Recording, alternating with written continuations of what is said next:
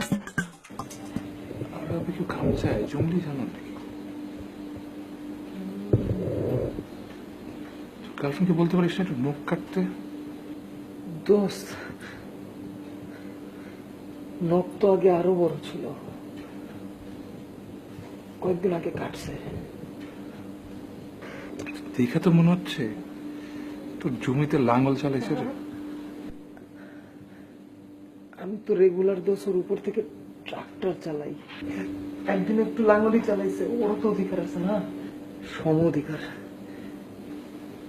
আচ্ছা দোস্ত, তোর মেশিনে এত তেল আসে কোত্থেকে? Good question. দেখ, পুরো ব্যাপারটাই হচ্ছে প্র্যাকটিস। এই দেখ, প্লেয়াররা এত ভালো কেন খেলে?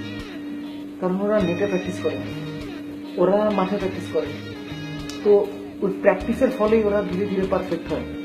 তো তুই প্র্যাকটিস না করলে তো মাঠে খেলতে পারবি না। হ্যাঁ,